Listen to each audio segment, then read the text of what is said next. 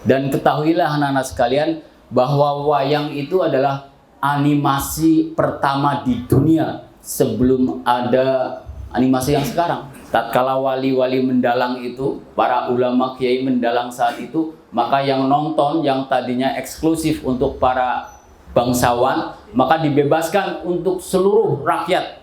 Tapi ada syaratnya. Syaratnya harus bersahadat. Waktu itu syahadat massal itu di mana-mana. Ada pertunjukan wayang, di situ ada syahadat massal. Terus maka terjadilah islamisasi massal di Pulau Jawa saat itu dengan media wayang tadi itu.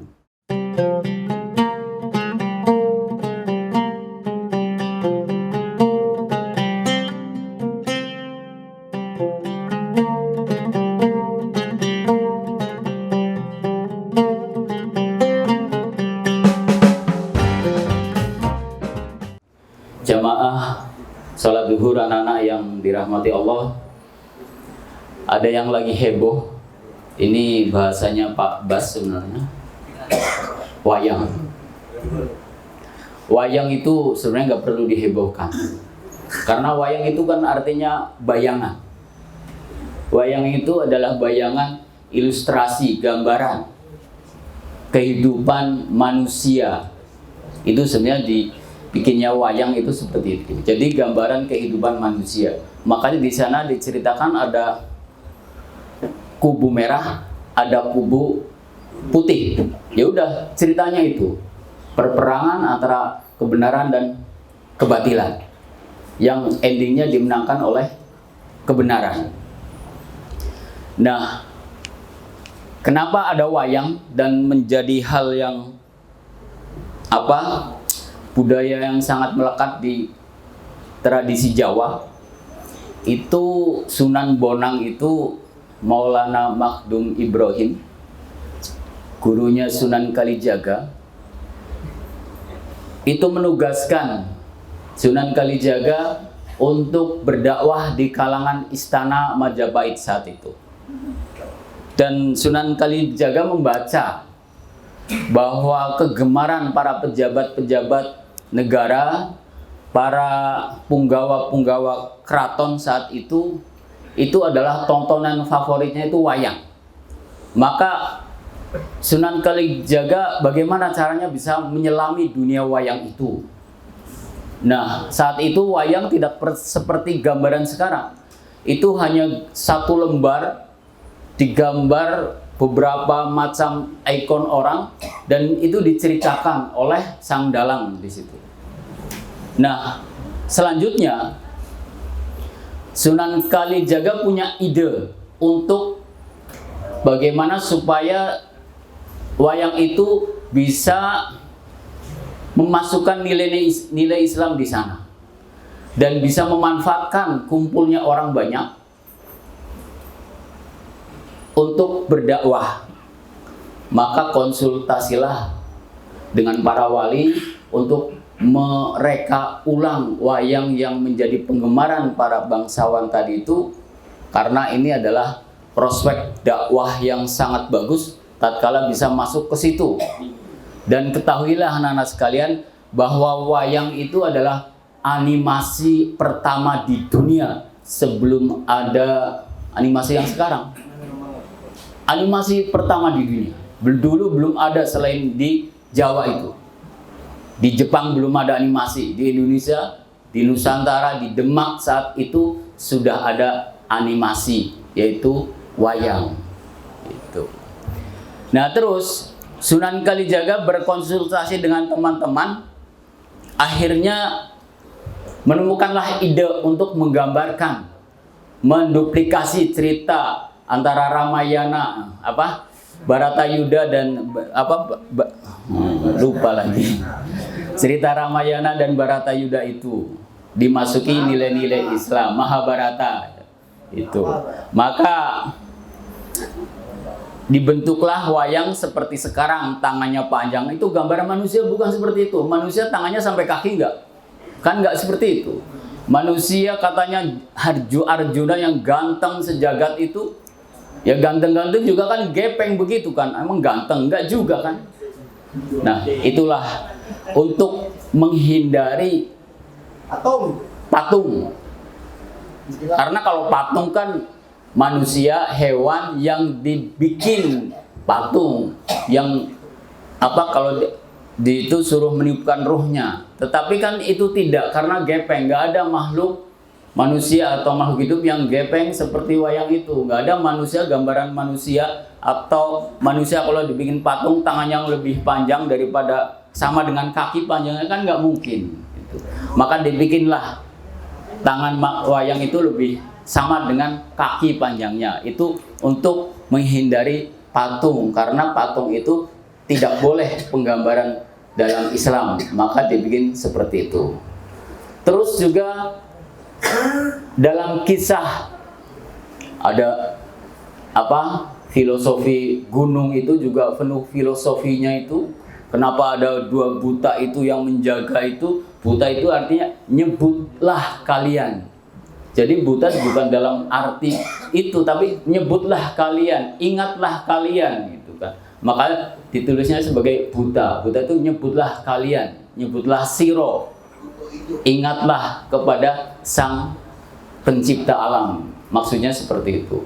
Terus ada juga cerita tentang ada Pandawa 5.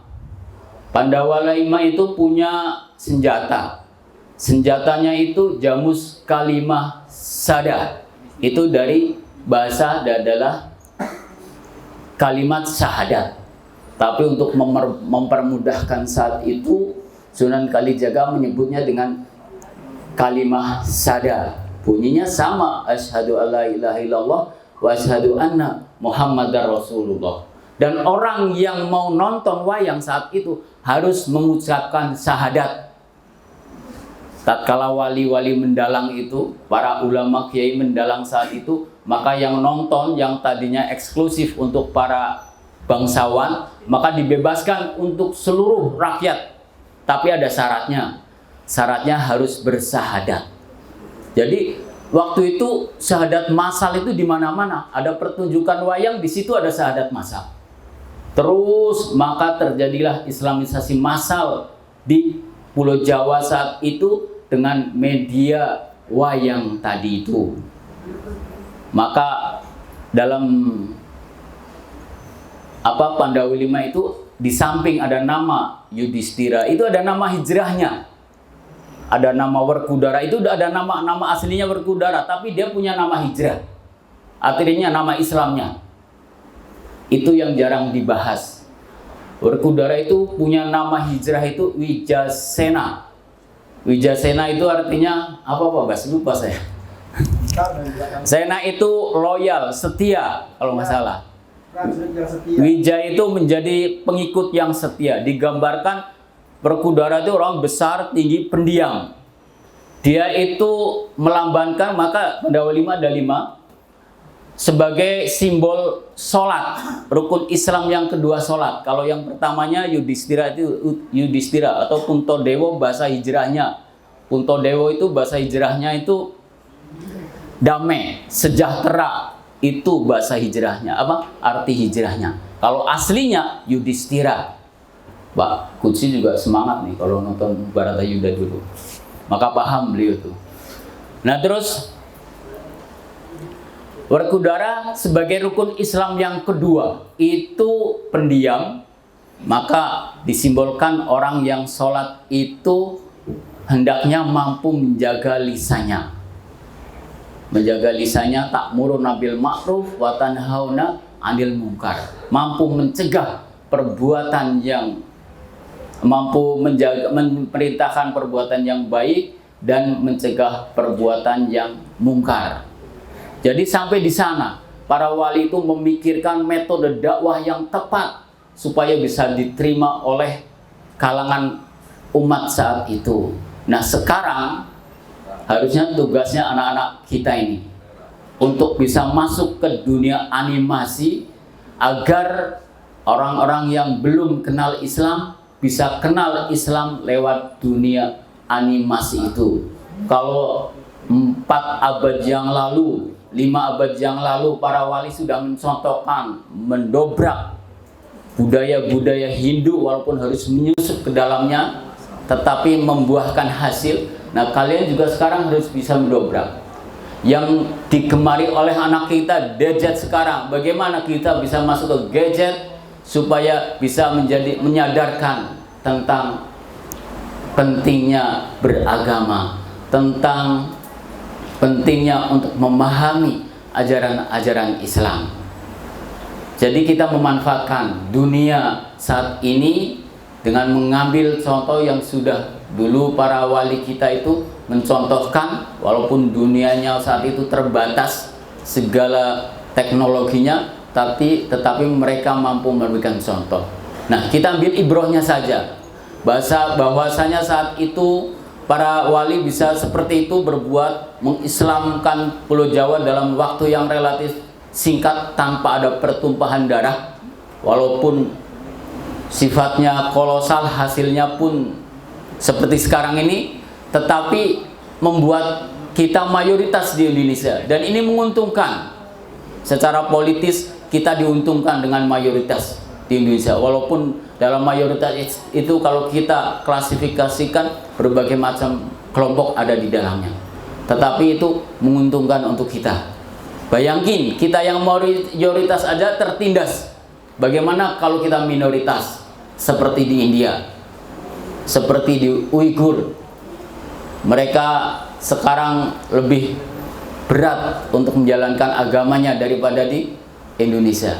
Maka bersyukur, walaupun mayoritas, walaupun kondisi Islamnya seperti kebanyakan saat ini di Indonesia, tetapi masih menguntungkan secara politis bagi kehidupan beragama kita. Nah, itu saja sekedar membuat cerita tentang wayang. Jadi ya walau alam, kalau haram dan halalnya itu yang jelas, wayang itu gambaran kehidupan kita, dan di sana kalau kita kaji lebih dalam itu penuh nilai kebaikan, hanya difilosofikan dalam bentuk gambar. Maka dulu kalau nonton wayang itu senangnya di belakang, bukan di depan, tapi di belakang clear, karena terlihat bayangan itu lebih indah daripada lewat depan. Kata yang suka nonton dulu, saya gitu kan. Terima kasih. Ulang mau lebihnya mohon maaf. Assalamualaikum warahmatullahi wabarakatuh. Waalaikumsalam warahmatullahi wabarakatuh.